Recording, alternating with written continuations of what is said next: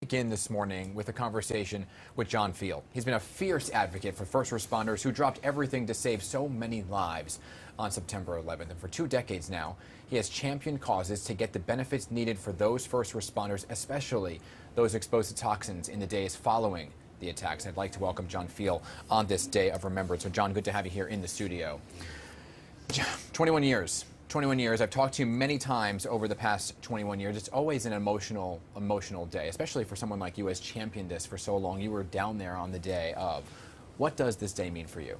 Well, one, thank you for having me back. And I think you're the only person in TV that doesn't age. So, thank you.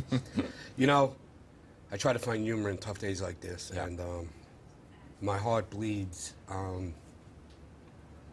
for those that lost a loved one on 9/11. And my soul cries for the amount of people that continue to die from the toxins. And I'm up to 191 funerals now. And, last year we put 295 people on our wall on Long Island. Yeah.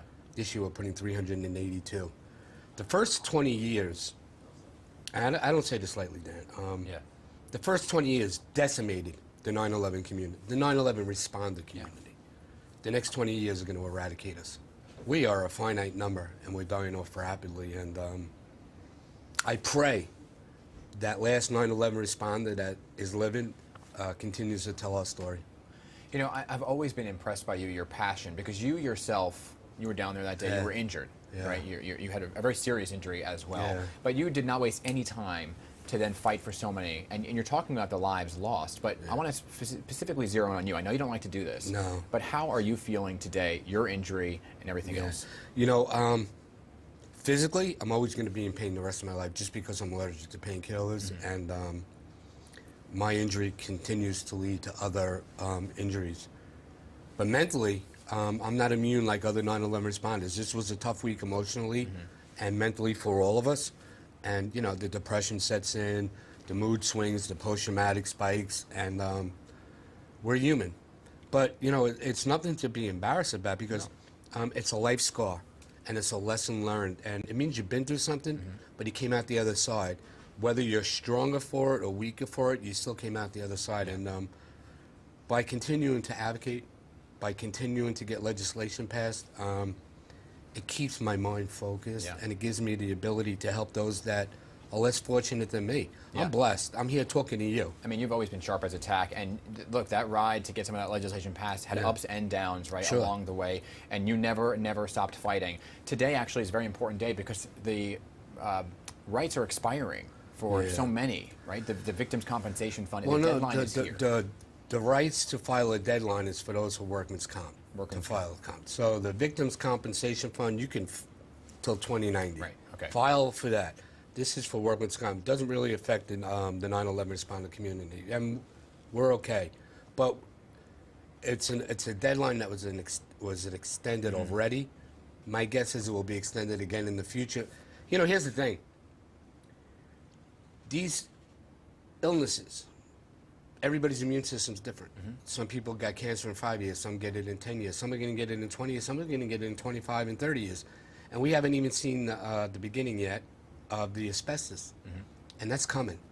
And you're going to wish you had cancer because asbestos is a slow killer that will ruin the rest of your life. So I expected another filing deadline to be extended, but for those getting in the World Trade Center Health Program and the VCF under the James Droga Health and Compensation Act, get in whenever you want and whenever you can. So they get sick but tomorrow. we implore them to get into the program. Even if you were south of Canal Street, to the bridge, to the water, and you're not sick, get in the program now.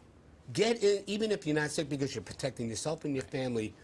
You're at a 60% higher chance of getting cancer than the general population. Get in the program. And here's the thing, the further we get away from 9/11, the harder it is for people to get affidavits from a coworker, an employee. Get the affidavits. You need that proof. You need that proof. But you can warehouse those affidavits. We'll shelve them for you, and we'll take care of you. I want to talk about this term unity, because you've talked about it a lot, right? You saw it the day of. And we talked to former Governor George Pataki last week on our morning show, talking about how he saw so much unification that day. 21 years later, do you still see that unity? Where are we as a country, and how do we get back to that? I help a lot of people. whether it's in the 9/11 community or the veteran community. And 90% of them, I don't agree with their politics, their ideologies, their religions, but I love humanity. Yeah.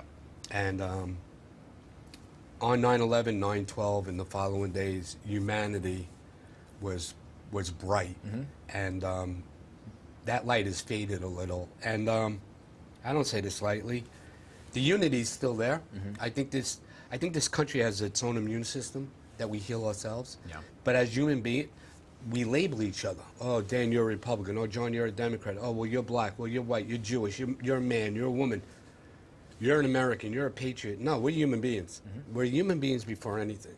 And we need to treat each other as human beings. And today, especially today, is a great day to reflect on those that we lost, but to give it yourself.